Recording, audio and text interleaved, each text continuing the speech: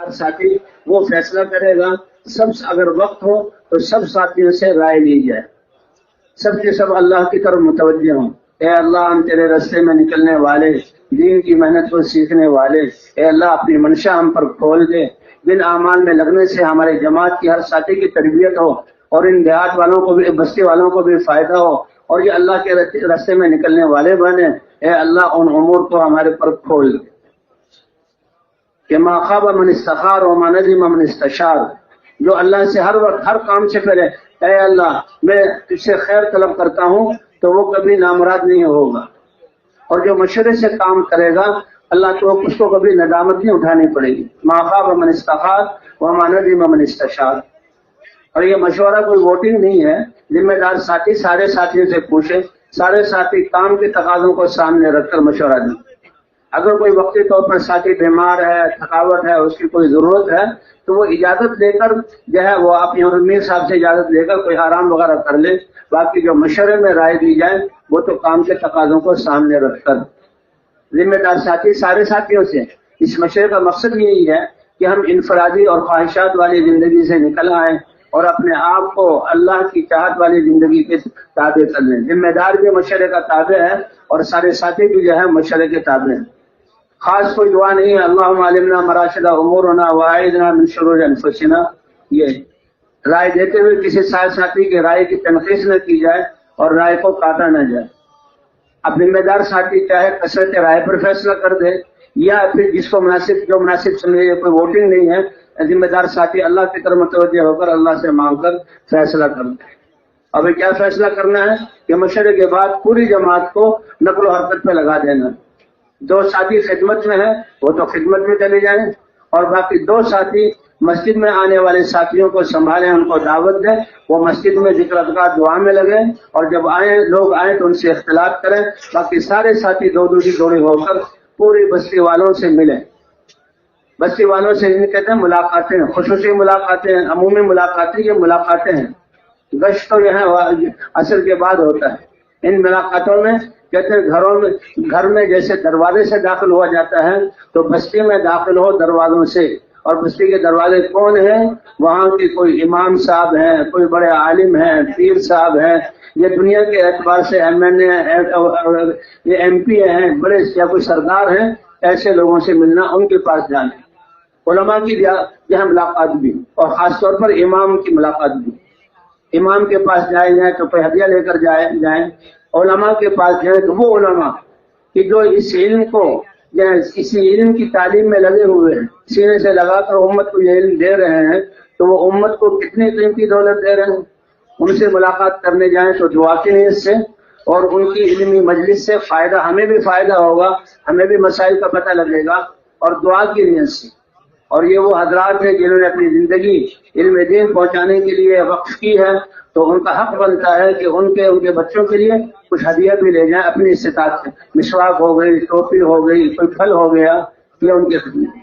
اور علماء کے پاس ملاقات کے لے جائیں تو ان کی ملاقات کا وقت دیکھ لیں کہ ان کے پڑھانے کا وقت، ان کی تو کیونکہ وہ علم دین کو پڑھا رہے ہیں، 24 گھنٹے علم دین میں مشغول ہے، ان کی جو نیند کا وقت ہے یہ بھی عام لوگوں کی عبادت سے افضل ہے. تو نیند کے وقت نہ جائیں اور تعلیم دیتے ہوئے نہ جائیں. ہاں لوگوں سے ملاقات کا وقت ہو اس وقت چلے جائیں. جب ان کی مجلس میں جائیں، جہاں جگہ ملے وہاں بیٹھ جائیں، ہوتے ہوتے خود بھی.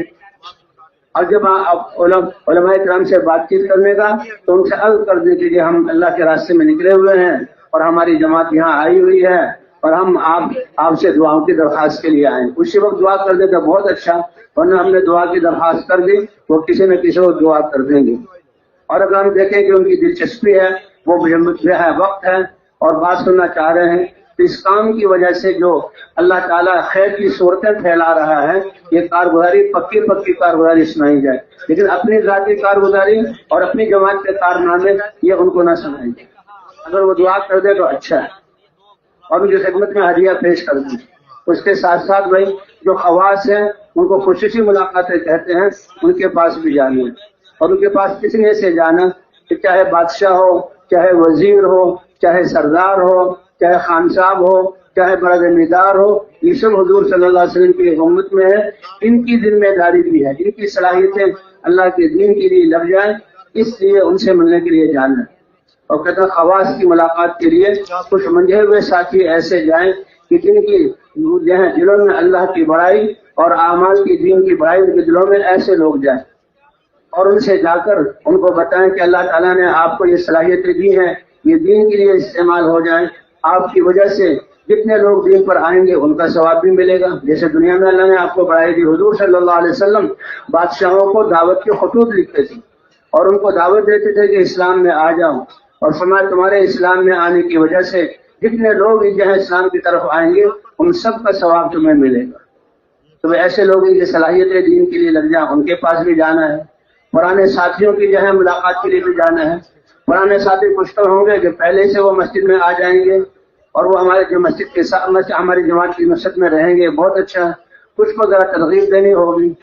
اگر کچھ ایسے پرانے ساتھی ہوں کہ کچھ حالات کی وجہ سے آج کل اتنے متحرک نہیں ہیں، تو نہ دل میں ان کے بارے میں کوئی خفت ہو اور نہ زبان پر کوئی ایسا کلمہ لائے کہ کیا ہے یہ تو اتنے پرانے ہیں کام چھوڑ دیا، ایسی کوئی بات نہ لائے، بلکہ ان کا احسان سمجھے کہ بھی انہوں نے ایسے وقت میں کام کیا جبکہ کام کا تعارف نہیں تھا، بڑے مجاہد قربانی ان کی برکت سے ان کے پاس جائیں تو ان سے جو ہے ان کو جو ہے مسجد میں لانے کی کوشش کرو، کیونکہ کہتے ہیں کہ اگر جماعت تیار ہو جائے تو ان کے ذریعے سے جماعت کو اللہ کے راستے میں روانہ کیا جائے۔ اور اس بستی کے ایک ایک فرد سے ہم نے ملاقات کرنی ہے۔ اگر اس مسجد کے ساتھ جو رہنے والے ہیں، اگر ان کا کام کاج وغیرہ کہیں دوسری جگہ پر ہے تو وہاں بھی جو ہے ان سے ملاقات کے لیے جا سکتے ہیں۔ بھائی 2-3 گھنٹے ہمارے ملاقاتوں میں لگے، اور ہماری دعوت یہی ہے کہ مخلوق سے اللہ کی طرف اور اسباب سے اعمال کی طرف، دنیا سے آخرت کی طرف، اور اس کام کی ذمہ داری سمجھا کر کہ تو خوب ان سے وہاں بات مسجد کے باہر ان سے بات کی جائے اور ذمہ داری کا احساس دلایا جائے اور اللہ کے راستے میں نکلنے کے لیے آمادہ۔ جتنی جماعتیں خصوصی ملاقاتوں میں اپنے آپ کو تھکائے گی، لوگوں سے ملاقات کرے گی اور دعوت دے گی اور دعا کرے گی، اتنا ہی وصولی ہوگی۔ کہتے ہیں وہ ڈول جو کنویں کے اندر پوری طرح پانی میں ڈوب جائے اور بھر جائے تو پانی سے بھرا ہوا نکلتا ہے، اور اگر پانی میں تھوڑا گیا نکال لیا تو اس لیے وہ جماعت جو خوب گشت کرنے والی ہو، خوب لوگوں پر محنت کرنے والی ہو، اس سے وصولی ہوگی۔ یہ خواص ہے، ان کو نقد لانے کی کوشش کی جائے اور اللہ کے راستے میں نکالنے کی۔ اگر وہ عذر ظاہر کریں تو ان کے بچوں میں سے، رشتہ داروں میں سے چھوٹے، ان کو اللہ کے راستے میں، یا خاص طور پر ان کا ڈرائیور ہے، ان کا جو پہرے دار ہے، ان کا جو خانسامہ ہے، ان کا جو باورچی ہے، ایسے لوگوں کو اللہ کے راستے میں نکالنے کی کوشش کی جائے۔ تو بھئی یہ 3-4 گھنٹے ہمارے ملاقاتوں میں، اور ملاقاتوں سے جب خوب تھک جائیں اب ہم نے مسجد میں آ کر تعلیم کرنی ہے۔ یہ تعلیم فضائل کی کتابوں کا پڑھنا، یہ فضائل اعمال کے جتنے ہیں یہ سارے، اور فضائل صدقات پہلا حصہ دوسرا حصہ، اس کو ہم نے پڑھنا ہے۔ فضائل کی تعلیم میں آداب اور مقصد اور جو ہے فضائل بیان کر کے ان کتابوں کو ہر حصے میں سے پڑھنا ہے، اور آخر میں 6 نمبروں کا مذاکرہ ہے۔ یہ 6 نمبر بہت ضروری ہے، 6 نمبر بہت ضروری ہے۔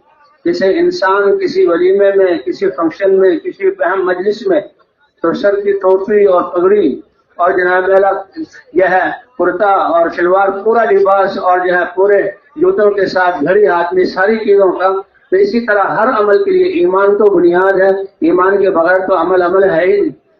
اور حضور صلی اللہ علیہ وسلم کی سنت سے اس عمل میں نورانیت آتی ہے، اور اللہ والے اتارے ہوئے علم کی روشنی میں ہم وہ عمل کو کریں۔ جہالت کے ساتھ یہ عمل عبادت نہیں بنتا، وہ تو کچھ اور ہو جاتا ہے۔ تو علماء سے سیکھے ہوئے علم کے مطابق اور فضائل کے شوق میں، یہ فضائل یہ شوق پیدا کرتے ہیں، اور اللہ بھی یہ شوق کو دیکھ کر عطا فرماتے ہیں۔ اس لیے حکم ہے من قام ایمان و احتسابا، جو تراویح میں کھڑا ہو، رات کو کھڑا ہو اللہ کی ذات پر ایمان رکھتے ہوئے اور یہ یقین رکھتے ہوئے کہ اس سے کامیابی ملے گی، اور اللہ نے جو فضائل بتائے ہیں اس کے شوق میں جو کرے گا تو اس کو جو ہے اس عمل کا فائدہ ہوگا۔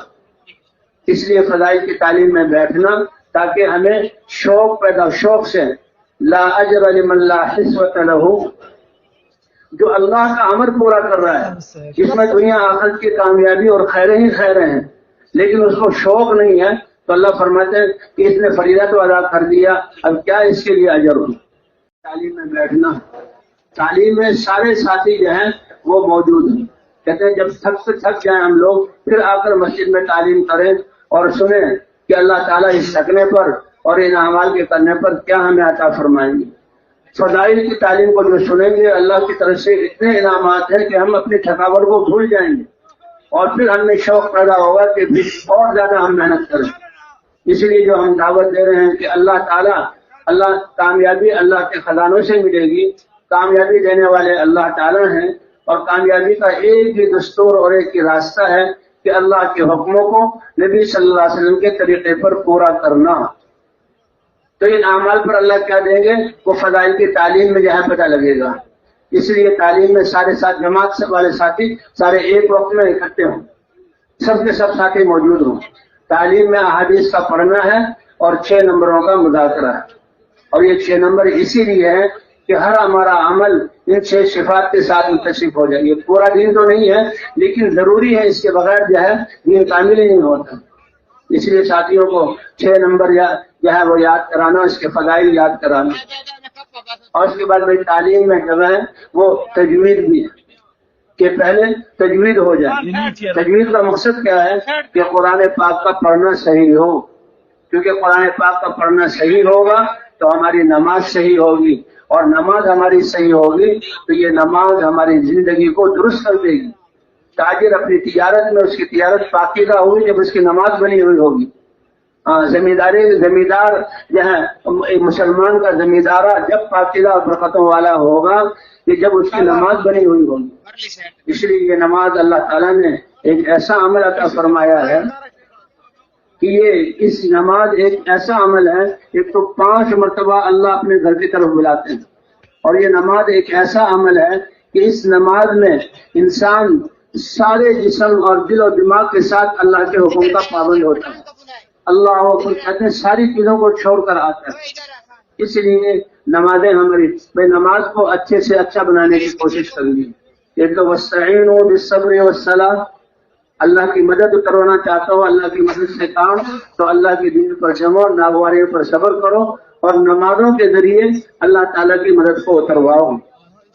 اور ان الصلاۃ تنہی عن الفحشاء والمنکر، نماز ایک ایسا عمل ہے کہ یہ ساری بے حیائی والے کاموں اور گناہوں سے روکتی ہے۔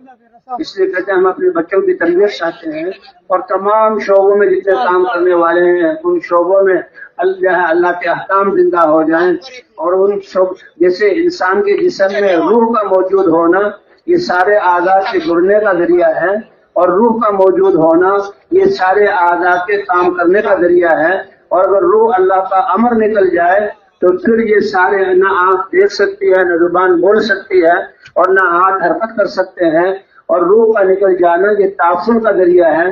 کچھ دیر چھوڑا جائے تو جسم پھول جائے گا اور پھر پھٹے گا، اور ایسی بدبو اللہ کی پناہ کے فضائیں جو ہیں اس سے بدبودار ہو جائیں گی، اور ایک ایک عضو جو ہے آنکھیں نکل آئیں گی اور ایک ایک عضو جدا ہو جائے گا۔ تو ایک اللہ کا امر روح، اس سے سارے اعضاء جڑے ہوئے بھی ہیں اور سارے اعضاء صحیح کام کر رہے ہیں۔ تو اللہ کا دین اللہ کے ہزاروں اوامر کا مجموعہ ہے، اور اللہ کا دین اس کائنات کی روح ہے، اور دین جتنا موجود ہوگا اتنا ہی کامیاب۔ اسی لیے ہم دنیا بھر کے انسانوں اللہ تعالیٰ نے دنیا آخرت کی کامیابی دین میں رکھی ہے، اور پورا کا پورا دین ہماری زندگیوں میں زندہ ہوگا تو ہم دنیا میں بھی کامیاب ہوں گے اور آخرت میں بھی کامیاب ہوں گے۔ اور اگر دین میں کمی آئے گی تو دنیا بھی اللہ بگاڑ دیں گے اور آخرت بھی ہمارے ہاتھوں سے جائے گی۔ اس لیے یہ اللہ کا دین یہ اللہ کے احکام کا مجموعہ ہے۔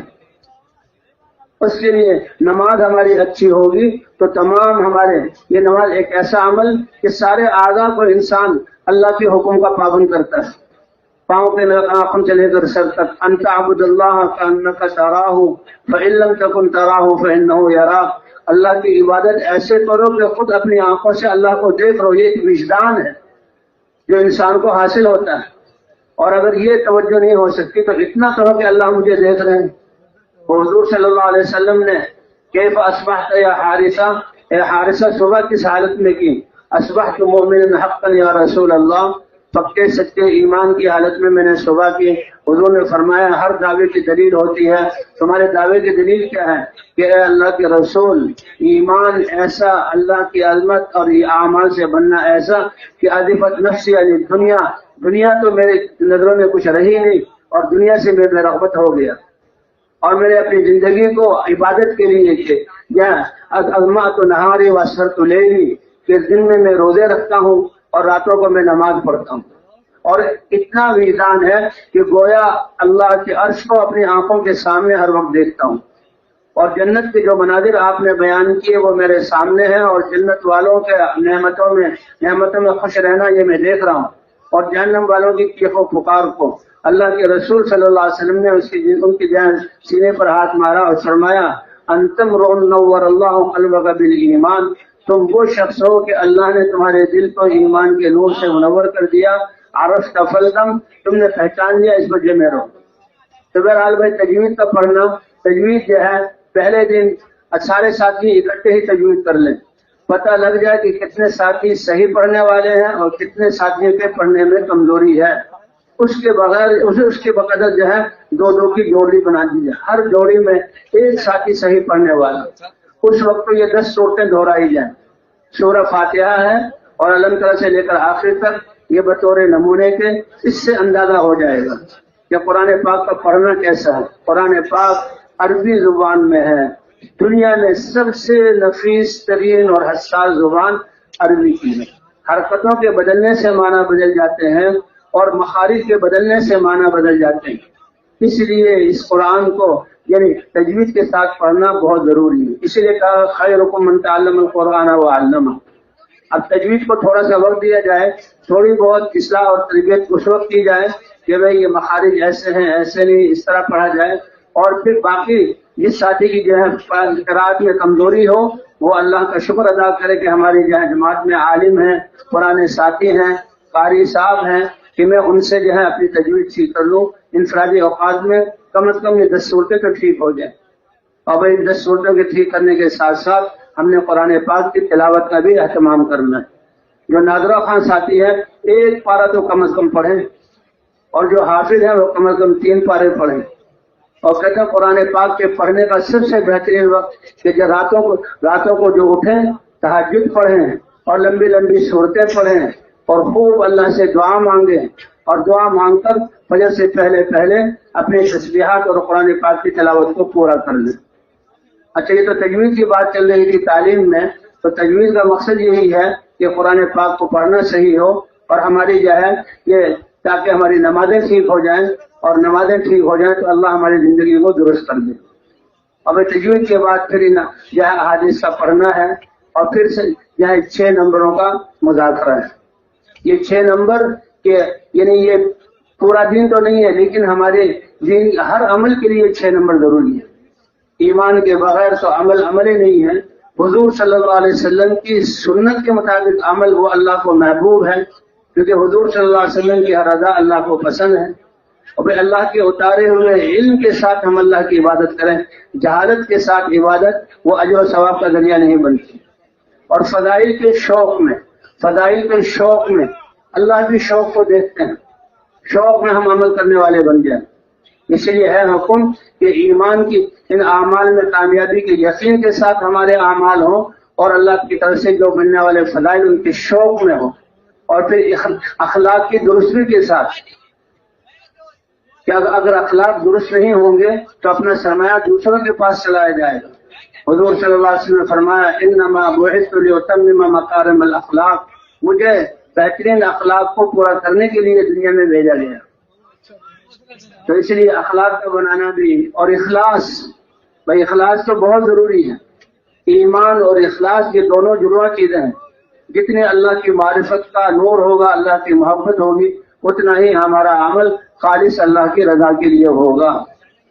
اس لیے آتا ہے کہ جو اخلاص کے ساتھ من قال لا الہ الا اللہ مخلصا بقلبہ دخل الجنہ، جو لا الہ الا اللہ کو اخلاص دل کے ساتھ کہے تو وہ جنت میں داخل ہوگا. عرض کہ یا رسول اللہ اخلاص کیا ہے؟ کہ یہ اخلاص انسان کو، یہ کلمہ اور یہ اخلاص انسان کو اللہ کی نافرمانی سے روک دے. اور بھائی نفس کے مجاہدے کے ساتھ عمل کرنا ہے. جتنا زیادہ مجاہدہ ہوگا اسی کے بقدر اس عمل کا نور جو ہے ہمیں نصیب ہوگا.